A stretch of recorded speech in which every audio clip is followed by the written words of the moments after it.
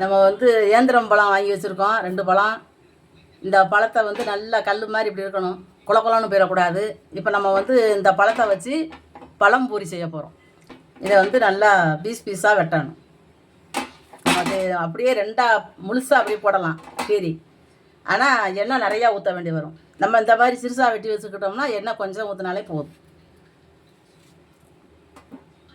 இப்போ இந்த மாதிரி தடியாக போடக்கூடாது, இதை வந்து 2ஆக வெட்டணும்.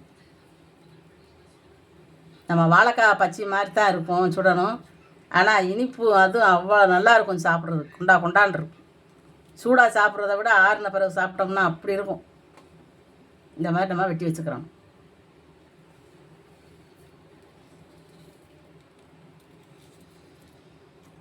நல்லா அப்படித்தான் இருக்கும். இப்போ பழம் பொரிக்கு நம்ம மாவு கரைக்க போகிறோம். இப்போ வந்து நம்ம மைதா மாவு எடுத்து வச்சுருக்கோம். இது வந்து சீனி, பச்சரிசி மாவு கொஞ்சம் காணம் எடுத்து வச்சுருக்கோம், கொஞ்சம் ஆப்பச்சோடா, கொஞ்சம் மஞ்சள் கலரில் கேசரி பவுடர் எடுத்து வச்சுருக்கோம். ஏன்னா அப்போ தான் அது அந்த பழம்பொரி வந்து நல்லா கலர் மஞ்சளாக இருக்கும். இப்போ நம்ம வந்து தண்ணியை ஊற்றி நல்லா கரைச்சிக்கிடுவோம். நல்லா தோசை மாவு பதத்துக்கு கரைச்சிக்கிறணும். ரொம்ப கெட்டியாக கரைச்சிடக்கூடாது. ஓரளவு அந்த பச்சை வாழைப்பழத்தில் ஒட்டுற மாதிரி இருக்கணும் மாவு, அவ்வளோதான். ரொம்ப கெட்டியாக இருந்துச்சுன்னா நமக்கு தடியாக இருக்கும், முந்தையாக. இதை வந்து கெட்டி இல்லாமல் நல்லா கரைச்சி எடுத்துக்கிடுவோம். நம்ம நல்லா கரைச்சிட்டோம் தோசை மாவு மாதிரி. இதில் டம்ளரில் ஊற்றிக்கிடுவோம். நம்ம டம்ளரில் ஊற்றுறதுக்கு காரணம் வந்து அந்த பழத்தை எடுத்து முக்கி போடுறதுக்கு அப்போ தான் கரெக்டாக இருக்கும். அகலமான பாத்திரத்தில் வச்சுக்கிட்டோம்னா நம்ம உள்ளே போட்டு அப்படியே அள்ளி போடுற மாதிரி இருக்கும். நம்ம எண்ணெய் ஊற்றி வச்சுருக்கோம். எண்ணெய் நல்லா காஞ்சிருச்சு. இப்போ நான் போட்டுருவேன் எடுத்து.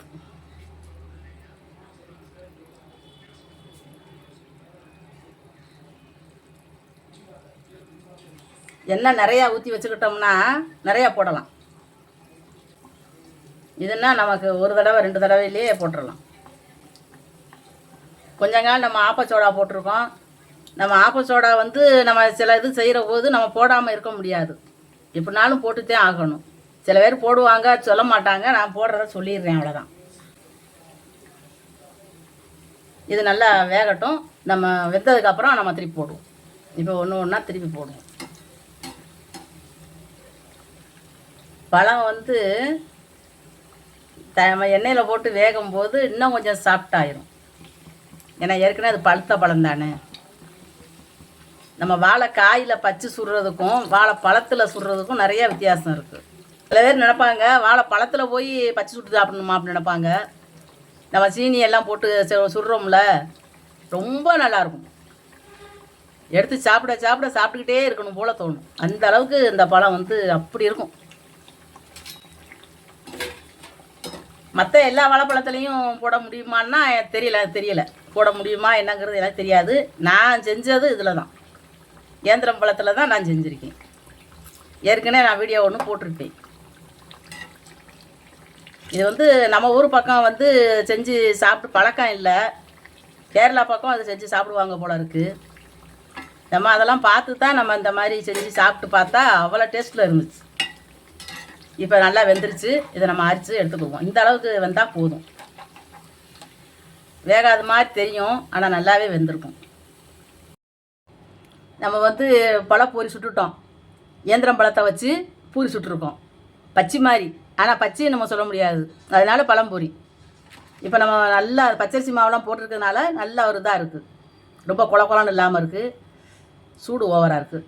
கொஞ்சம் ஆற வச்சு சுட்டுருக்கோம். இப்போ பிச்சு பார்த்தா நல்லாயிருக்கும். இது வந்து நம்ம ஆப்பச்சோடாலாம் போட்டிருக்கிறதுனால பழம் உள்ளவும் நல்லா தொலியனாக்கா இங்கே வாழைக்காய் பச்சை போட்டால் எப்படி இருக்குமோ அந்த மாதிரி அந்த தொலி மாதிரி பிரிஞ்சு வருது. இது வந்து வாழைப்பழம். கை வைக்க முடியல, சூடு. இது வந்து நம்ம இனிப்பு வந்து 1 கப்பு மாவு அப்படின்னா 1/2 கப்பு தான் சீனி போட்டிருக்கோம். ஏன்னா நம்ம வாழைப்பழத்துல நல்லா இனிப்பு இருக்கும். அப்படிங்கிறதுனால நம்ம ரொம்ப இனிப்பு போட்டாலும் நல்லா தான் இருக்கும். ஆனால் இருந்தாலும் சில பேருக்கு ரொம்ப இனிப்பு சேராது, சாப்பிட மாட்டாங்க. அப்படிப்பட்டவங்களுக்கு நம்ம 1/2 இனிப்பாக போட்டிருக்கோம். சாப்பிட்றதுக்கு நல்லா இருக்குது. இது வாழைப்பழமாக சாப்பிட்றதுக்கு இந்த மாதிரி நம்ம வந்து பூரியாக செஞ்சு சாப்பிட்டோம்னா பிள்ளைய விரும்பி சாப்பிடுவாங்க. இது வந்து மொதல் நாள் சுட்டுட்டு மறுநாள் சாப்பிட்றதுக்கே நல்லா தான் இருக்கும். வெளியே வச்சுருந்தா கூட ஃப்ரிட்ஜுக்குள்ள வச்சு சாப்பிட்டா 2-3 நாளைக்கு கூட சாப்பிட்லாம். ரொம்ப நல்லாயிருக்கும். சில நேரம் நமக்கெல்லாம் இந்த பழமெல்லாம் செஞ்சு சாப்பிட தெரியாதனால பழங்கள் நிறையா இருந்துச்சுன்னா அலண்டு போச்சுன்னா நம்ம கீழே போட்டுருவோம். இப்படி இந்த மாதிரி சுட்டு வச்சுக்கிட்டோம்னா நம்ம நல்லா 2 நாளைக்கு வச்சு சாப்பிட்லாம். வாழைப்பழங்கிற போது சீக்கிரத்தில் அலண்டு போயிடும். ஒரு மாதிரி குளன்னு கலர் மாறிடும், சாப்பிட முடியாது. மொத்தத்தில் இந்த ஏந்திரம் பழம் வந்து அவ்வளோ சீக்கிரம் கெட்டு போகாது. ஏன்னா தொலி கருப்பாக இருந்தாலும் உள்ள பழம் வந்து நல்லா மஞ்சள் கணக்காக நல்லாயிருக்கும். இந்த மாதிரி நீங்களும் செஞ்சு சாப்பிட்டு பாருங்கள். வெளியில் வாங்கி சாப்பிட்றதுக்கு நம்மளே வீட்டில் 2 வாழைப்பழம் இருந்தால் போதும். 2 வாழைப்பழம் தான் இருந்துச்சு என்கிட்ட. அந்த 2யும் செஞ்சேன், நல்லா இவ்வளோ இருந்திருக்கு. செய்கிறதுக்கு ஒரு 1/2 மணி நேரம் 1 மணி நேரம் ஆனால் கூட சாப்பிட்றதுக்கு ரொம்ப டேஸ்ட்டாக இருக்கும். இந்த மாதிரி நீங்களும் செஞ்சு சாப்பிட்டு பாருங்கள். இந்த வீடியோ பிடிச்சிருந்துச்சுன்னா லைக் பண்ணுங்கள், ஷேர் பண்ணுங்கள், சப்ஸ்கிரைப் பண்ணுங்கள், பக்கத்தில் இருக்கிற பெல் பட்டனை அமைக்கி விட்ருங்க.